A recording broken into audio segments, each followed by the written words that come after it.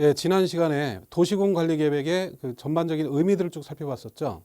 자, 그럼 이번 시간에는 그 도시군 관리 계획이 부동산 공법 전반 체계와 어떤 식으로 관련되는지 하나씩 보도록 하겠습니다. 자, 이 도시군 관리 계획 그 용도지역, 용도지구, 용도구역, 기반시설, 사업에 관한 거, 지구 단위 계획, 입지 규제, 최소 구역 각각 의미들을 봤는데, 자, 도시군 관리 계획은 이 6가지 계획을 통해서 이 특광시군의 지역들을 체계적으로 개발, 정비, 보존하겠다는 겁니다. 따라서 이 계획 하나하나가 결정되면서 특광시군 지역에 있는 토지에 관한 사항들이 다 결정이 돼 버리죠. 그러니까 이 계획 하나하나를 잘 결정을 해야 되죠. 이 계획이 어떻게 결정되느냐에 따라서 토지 가치가 완전히 좌우가 되는 겁니다. 예컨대 토지가 이런 식으로 필지 2개가 있었는데 도시군 관리 계획 내용 중에 용도지역 지정에 관한 계획을 결정했어요. 그 용도지역 지정하는 계획은 단순하죠. 선을 하나 이렇게 긋고 이 동네는 주거지역, 이 동네는 뭐 녹지지역 이런 식으로 정하는 겁니다.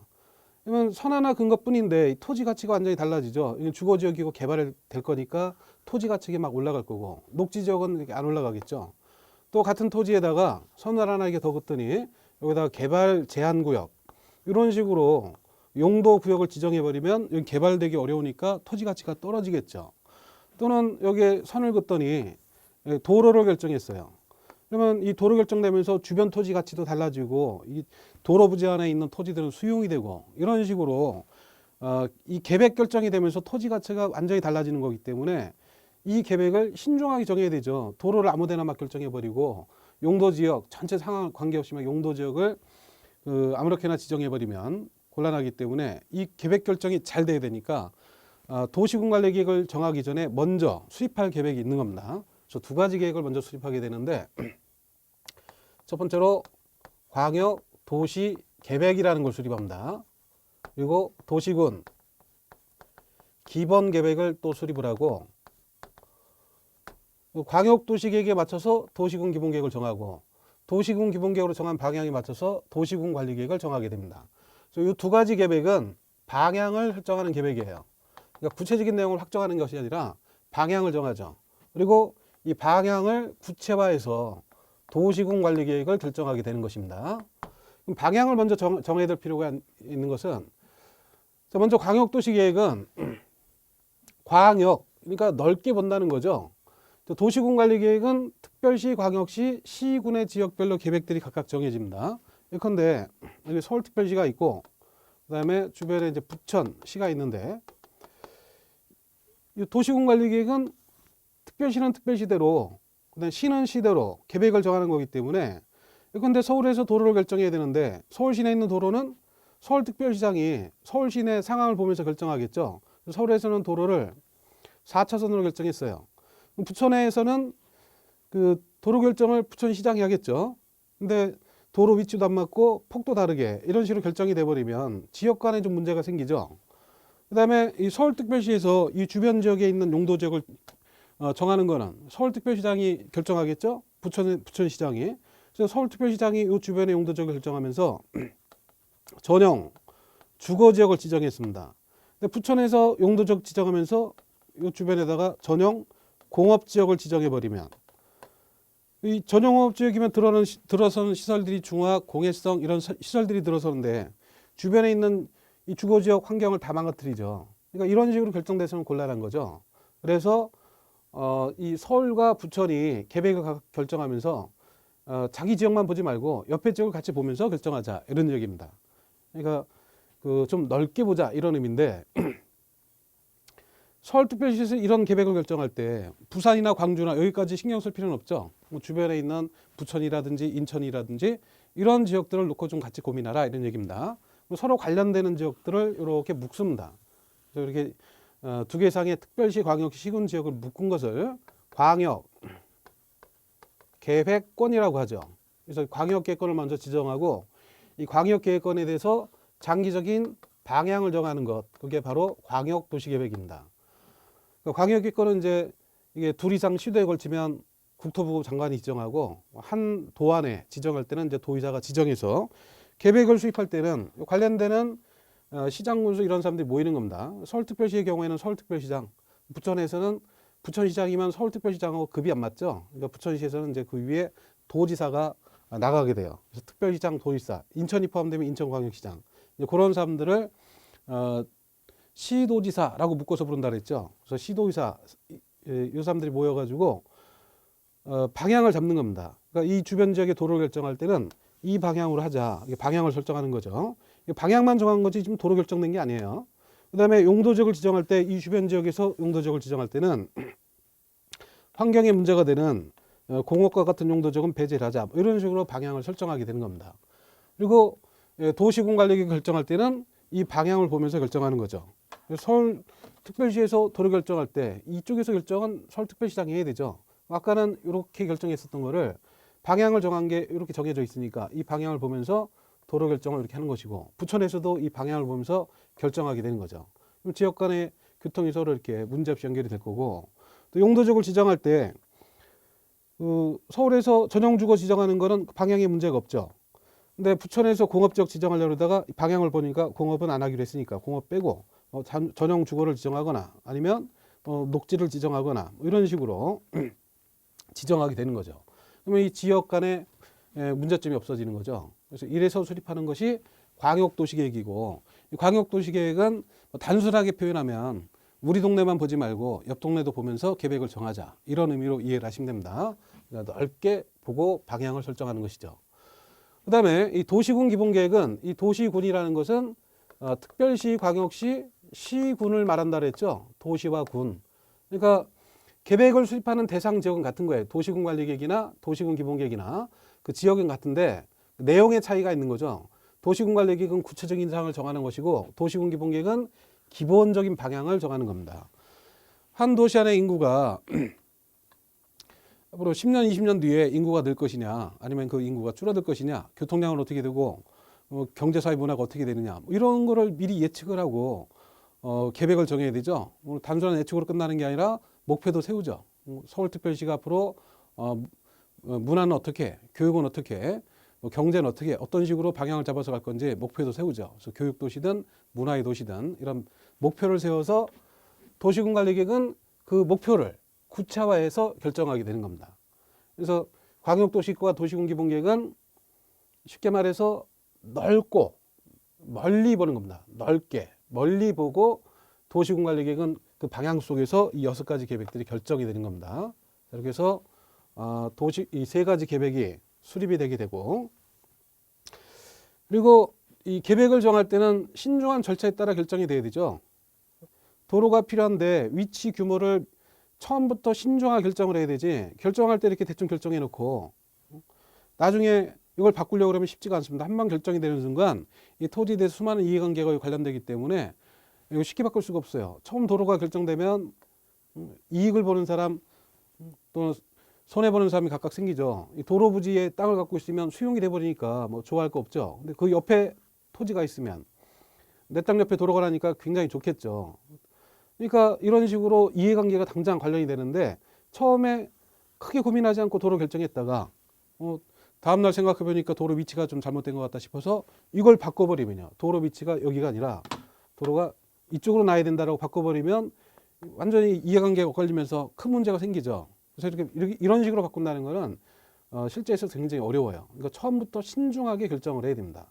그래서 이 계획을 수립하는 절차가 맨 먼저 조사부터 하는 거죠. 그 지역의 인구는 어떻고 경제, 사회, 문화가 어떤지 이런 걸 미리 좀 조사를 해보고, 조사된 내용을 토대로 계획안을 잡습니다. 계획안이라는 것은 도로가 위치가 어디냐, 이거 이제 기본안을 잡죠.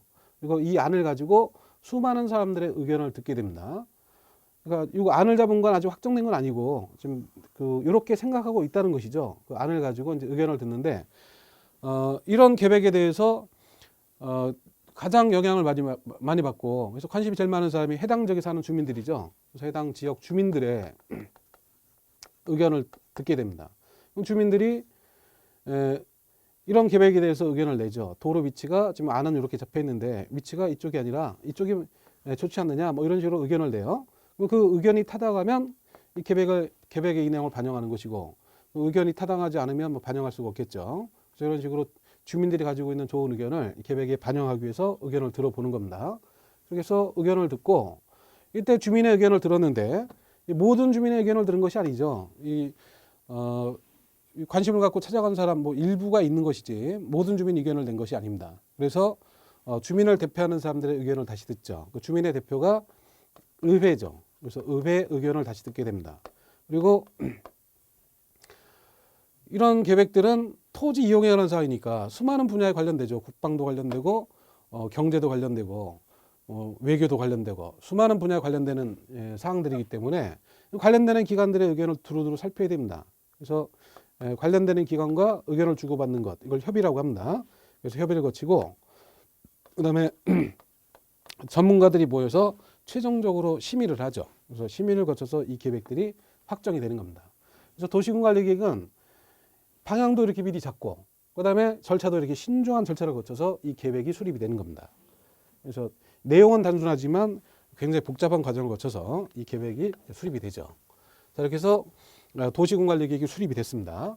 그러면 이 계획이 수립됐으면 이 계획은 항상 어느 계획이든 현재가 이렇다는 것이 아니고 앞으로 이렇게 해보자 이런 의미죠. 예컨대 이렇게 도로를 결정했어요. 그럼 도로를 결정했다는 것은 현재 이 자리에 도로가 있다는 것이 아니고 앞으로 이 자리에다가 도로를 만들겠다라고 결정을 한 거죠. 앞으로 이 도로 설치하는 사업을 해야 되죠. 즉 계획이 결정됐으면 이 결정된 계획을 실행을 해야 되죠. 계획만 정해놓고 실행하지 않으면 아무 의미가 없죠. 그래서 계획이 실행돼야 되는데 계획에 따라서 실행되는 방법이 다른 겁니다. 첫 번째 용도지역, 용도지구, 용도구역은 용도를 정한 거죠. 즉 토지 쓰임새를 정한 겁니다. 그러니까 이 지역, 지구, 구역으로 나눠서 이 안에서 토지는 이 정해진 이 용도에 맞게끔 이용하라라고 기준이 정해진 거예요. 그럼 그 기준이 개인들의 토지 이용 행위를 제한하게 되는 거죠. 그래서 이 지역, 지구, 구역 안에서의 토지 이용에 관한 제한, 그거를 행위 제한이라고 합니다. 토지 이용 행위를 제한하는 거죠. 계획대로 실행되는 거는 이 제한 내용대로 토지가 이용되면 계획대로 실행이 되는 거죠. 그런데 주거지역인데 공장 못 짓게 하고 호텔 못 짓게 하고 뭐 주택은 건축하도록 허용해주고 슈퍼도 허용해주고 세탁소 허용해주고 이런 식으로 이 제한 내용대로 토지가 이용되도록 관리를 하면 돼요. 그러니까 국가가 나서서 여기를 뭐 주거지역으로 상업적으로 개발한다 이런 의미가 아니고 토지 이용 행위를 이런 식으로 제한하는 것이고 이걸 위반하지 않게끔 소극적으로 관리만 하면 실행이 되는 것입니다. 그러니까 이걸 위반하지 않게끔 하면 되는데 위반하지 않게끔 하려면 이제 수단들이 필요하죠. 그런데 위반하는 사람에 대해서 뭐 형사적으로 처벌한다, 뭐 징역 가는 거 무서워서 위반하지 않고 하겠죠. 근데 간혹 그 징역 가는 게 무섭지 않기 때문에 위반하는 사람이 있을 수도 있습니다. 그리고 문제는 이 부동산인데 부동산은 그 특성 중에 비가역성이라는 특성을 갖고 있죠. 즉 한 번 잘못 개발이 됐을 때 이전 상태로 복구할 수가 없어요. 따라서 처음부터 이게 잘못 개발되지 않게끔 사전에 관리하는 것이 굉장히 중요하죠. 그래서 이 토지 이용 행위를 할 때 내 마음대로 하는 게 아니라 사전에 허가를 받고 해야 되는 거죠. 근데 그 토지 이용 행위가 주로 개발되는 과정에서 문제가 되기 때문에 개발 행위를 할 때 그 사전에 허가를 받고 이 행위를 하도록 하는 겁니다. 그러면 이 허가 신청이 들어왔을 때 그 행위 내용을 이 계획과 비교를 해보겠죠. 그런데 용도적이 주거적으로 돼 있는 토지에다가 건축하겠다고 허가 신청이 들어왔는데 그 건축하려는 건축물의 내용이 호텔로 돼 있다, 숙박시설이다. 그러면 이 용도지역상 허용되는 건축물하고 실제 건축하려는 내용이 서로 안 맞죠. 주거지역인데 호텔이 허용이 안 되니까. 그런 경우에는 허가를 안 해주는 거고 주거지역인데 슈퍼라든 세탁소라든 주택을 짓겠다 뭐 이런 식으로 허가 신청이 들어오면 그런 계획에 맞는 내용이니까 허가를 해주는 거죠. 그와 같이 허가 과정에서 도시군관리계획이 계획대로 집행이 되게끔 관리가 되는 겁니다. 그러니까 국가가 뭐 적극적으로 나설 건 없고 앉아서 이렇게 허가만 잘 내주면 계획대로 실행이 되는 거죠. 그와 같이 용도지역, 용도지구, 용도구역은 모두 개발행위 허가를 통해서 계획이 실행이 되는 겁니다. 그리고 이 5번에 있는 이 지구단위 계획, 이것도 토지 이용 행위가 제한이 된 거죠. 이 지구단위 계획은 토지 이용에 관해서 상세히 정한 거라 그랬죠. 용도, 지역, 지구, 구역보다는 훨씬 자세하게 개별 필지별로 허용되는 건축물의 용도, 건폐율, 용적률, 뭐 형태, 색채, 구조, 지붕 모양, 간판 모양 등등 필요한 사항을 계획으로 자세히 정한 겁니다. 그 정한 대로 토지가 이용되도록 제한이 되는 거고 이것도 마찬가지로 허가 과정을 통해서 이대로 이용이 되게끔 관리가 되는 겁니다. 허가 신청이 들어왔는데 용도 지역으로는 상업지역으로 돼 있어요. 근데 상업지역에 지구 단위 계획 구역이 지정돼 있고 지구 단위 계획으로 그 필지에 대해서는 허용되는 건축물이 업무시설이다. 이렇게 정해져 있으면 원래 상업지역이면 호텔도 되고 숙박 그 위락시설 뭐 유흥주점 뭐 단람주점 뭐 등등 이런 다양한 시설도 허용되고 하는 건데 지구 단위 계획으로 다른 시설은 안 되고 업무 시설만 가능하다라고 정했기 때문에 상업적이지만 호텔을 건축하겠다고 허가 신청 들어오면 허가를 안 해주는 거죠. 근데 지구 단위 계획이 정한 대로 업무 시설 건축하겠다라고 허가 신청이 들어오면 그거는 허가를 해주겠죠. 그래서 이와 같이 지구 단위 계획도 개발행 허가를 통해서 계획대로 실행이 되는 겁니다. 그리고 입지 규제 최소 구역 이것도 마찬가지로 토지 이용 행위에 대해서 제한을 한 거예요. 지역 지구에 관한 제한을 그 규제를 좀 풀어서 이 계획으로 따로 정한 거죠. 그래서 이 계획이 정한 바대로 토지 이용 행위가 제한되는 것이고 여기도 허가 과정에서 이 계획에 맞는 행위는 허가해주고 계획이 안 맞으면 허가를 안 해주면 계획대로 이제 실행이 되는 겁니다. 그래서 이 도시군관리계획 중에 1번, 2번, 그리고 5번, 6번의 계획들은 소극적으로 국가가 이 허가를 통해서 관리를 하면서 계획대로 실행이 되는 겁니다. 그런데 이 3번에 있는 기반시설의 설치, 정비, 개량에 관한 계획, 그리고 이 도시개발 사업에 관한 계획, 정비 사업에 관한 계획, 이 계획들은 실행되는 방법 자체가 다른 거죠. 일단 기반시설을 결정했을 때 여기 도로를 이렇게 결정했습니다. 그럼 도로로 결정한 이유는 여기를 도로로 이용이 돼야 된다 이런 의미로 결정한 게 아니고 뭐 도로 부지니까 건축하지 말아라 이런 의미로 제안한 게 아니라 이 자리에다가 언젠가 도로를 놓겠다라는 의미로 결정을 한 거죠. 그럼 도로 설치를 해야 되는데 용도지역처럼 개인들이 토지용 행위라는 게 아니죠. 이 주거지역, 상업지역 정해진 거는 이 안에 있는 토지를 이용할 때 주거지역에 맞게끔 이용하라 이런 의미예요. 뭐 국가가 주거적으로 개발한다 이런 의미가 아니고 결국은 개인들이 토지 이용 행위라면서 이 제한 내용을 위반하지 않게끔 소극적으로 관리만 하면 되는 건데 여기는 도로 부지니까 건축 못하게 제한한다고 해서 이게 실행되는 게 아니죠. 누군가 이 도로 부지를 다 취득을 해서 도로 그러니까 아스팔트 콘크리트로 포장을 하고 가로등 신호등 만드는 사업을 해야만 이 계획이 실행되는 거죠. 결정만 해놓고 집행이 안 되면 이건 도로가 생겨날 수가 없는 거죠. 그래서 이와 같이 이 도로를 설치하는 사업, 공원을 결정했으면 공원을 설치하는 사업, 그런 사업들을 해야 되는 겁니다. 그 사업을 도시군 계획 시설 사업이라고 합니다. 자, 이 용어가 또 좀 생소하게 나왔는데 기반시설이라는 거는 그냥 다양한 시설들을 묶어서 도시의 기반이 되는 시설 이런 의미로 뭐 도로라든지 철도라든지 뭐 상수도 하수도 뭐 전기 가스 등등 도시 안에 사람들이 모여 살면서 필요한 각종의 시설들을 그냥 통칭해서 이렇게 기반시설 이렇게 부르는 거고 그다음에 이 시설이 도시군 관리계획을 통해서 도시군 관리계획을 결정해서 시설의 종류가 정해지고 명칭이 정해지고 위치와 규모 이게 결정이 되고 나면 이 결정된 시설은 그냥 기반시설이 아니고 도시군 계획 시설이라고 따로 부릅니다. 그러니까 도시군 계획 시설이라는 것은 의미가 도시군 관리 계획을 통해서 결정된 기반시설인 거예요. 결정되고 나면 그때부터 이제 그냥 기반시설이 아니고 도시군 계획 시설인 기반시설이 되는 거죠.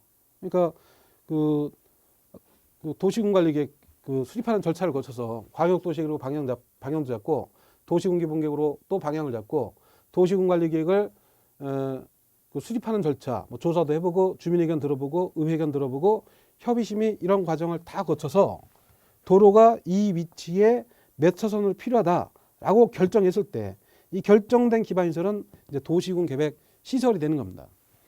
그리고 이 도로를 설치하는 사업, 이 결정된 시설을 설치하는 사업, 그거를 도시군 계획 시설 사업이라고 하는 거죠. 도시군 계획 시설 사업이란 기반시설을 설치하는 사업이다라고 하면 틀리게 되는 겁니다. 기반시설 설치한다고 다 도시군계획시설 사업이 아니고 시설 중에서도 도시군관리계획을 통해서 결정된 기반시설, 즉 도시군계획시설을 설치하는 사업, 그게 바로 도시군계획시설 사업이 되는 겁니다. 그래서 이와 같이 도시군계획시설 사업을 하려면 이 기반시설의 설치 정비 개량에 관한 계획이 이미 결정돼 있는 겁니다. 결정돼 있으니까 도시군계획시설이고 그 시설을 설치하는 사업을 하게 되는 겁니다. 그래서 이와 같이 기반시설 설치 정비 개량에 관한 계획은 도시군계획 시설 사업을 통해서 실행이 되는 겁니다. 그리고 도시개발 사업에 관한 계획, 이걸 결정했을 때는 도시개발 사업을 하는 거죠. 그리고 정비 사업에 관한 계획이 결정되면 정비 사업을 하게 되는 겁니다. 이 세 가지 사업을 다시 묶어서 도시, 군, 계획, 사업이라고 합니다. 자, 용어가 약간 비슷해 보이는데 도시군 계획 사업이라는 것은 도시군 계획, 즉 도시군 관리 계획을 시행하는 사업이다 라는 의미로 도시군 계획 사업이라고 불러요. 그럼 도시군 계획 사업에는 세 가지가 있는 거죠. 기반시설의 설치 정비 개량에 관한 계획을 시행하는 도시군 계획 시설 사업, 도시개발 사업에 관한 계획을 시행하는 도시개발 사업, 정비 사업에 관한 계획을 시행하는 정비 사업. 그 세 가지 사업이 모두 다 이 계획을 시행하고 있죠. 그래서 이 세 가지 사업을 도시군 계획 사업 이렇게 부르게 됩니다. 이거 시험 문제 이런 걸 또 용어 문제로 냅니다. 다음 중 도시군 계획 사업이 아닌 것, 그러면서 도시군 계획 시설 사업, 도시개발 사업, 정비 사업 이런 걸 보기에다 쭉 나열해 놓고 고르는 문제가 나오기도 하죠. 근데 여기 세 개밖에 없으니까 오지선다운 나오기 힘들죠. 그러니까 이제 이걸 풀어서 냅니다. 그런데 정비 사업이 나중에 도시 및 주거환경 정비법을 공부하면 재개발 사업도 있고 재건축 사업도 있고 도시환경 정비 사업도 있고 그런 게 있으니까 그런 사업들 쭉 나열해 가지고 그 문제로 용어 문제가 나오기도 하니까 개념은 또 이해를 하셔야 돼요. 그리고 정비 사업에 관한 구체적인 내용들은 나중에 도시 및 주거환경 정비법에서 다시 공부를 하게 됩니다. 자, 이렇게 도시군관리계획은 계획이 여기까지 이제 결정이 됐고 결정된 게 실행되는 방법이 계획에 따라 다른 거죠. 개발행위 허가를 통해서 그 행위 제한 내용대로 토지가 잘 이용이 되게끔 그 소극적으로 관리만 하면 실행되는 계획들이 있는 거고 이렇게 국가가 나서든 지자체가 나서든 누군가 나서서 이게 사업을 적극적으로 해야만 실행되는 사업 계획이 있는 겁니다. 그래서 크게 두 가지 방법으로 실행이 되는데 이 세 가지 사업을 할 때 어느 사업을 하든 사업할 때의 절차가 또 있겠죠. 그래서 이 법에서는 이 사업을 누가 어떤 절차에 따라 사업하는지에 관해서 또 규정하고 있는 겁니다. 그래서 이 사업이 진행되는 전반적인 과정을 크게 보면 그 어느 사업이나 기본 단계는 항상 사업을 어디서 하느냐를 먼저 정해요. 그리고 사업을 언제 하느냐 시기를 정하죠. 그리고 사업을 누가 할 것이냐 사업을 시행할 사람을 정해서 사업을 어떻게 할 것인지에 관한 구체적인 내용들을 먼저 정합니다. 그리고 이 정한 대로 사업을 시행하고 사업 시행이 다 끝나면 확인하는 절차를 이제 거쳐서 사업이 마무리가 되는 겁니다. 그럼 도시군 계획 시설 사업도 도시개발 사업도 정비 사업도 사업은 다 2단계로 진행이 되죠. 그 사업에 따라서 이제 구체적인 내용들이 달라지긴 합니다만 기본 흐름은 다 같은 겁니다. 그래서 그 사업의 그 절차를 개괄적으로 또 좀 쭉 살펴보죠. 그래서 도시군 계획 시설 사업이 있고 그다음에 도시 개발 사업 그리고 정비 사업 이 세 가지 사업들이 다 이 과정을 통해서 진행이 되게 되는데 그러면 그 구체적인 내용들은 다음 시간에 하나씩 이 사업이 구체적으로 어떤 절차로 진행이 되는지 쭉 살펴보고 그다음에 전체적인 틀을 다시 한번 정리를 하겠습니다. 다음 시간에 또 이어서 보죠.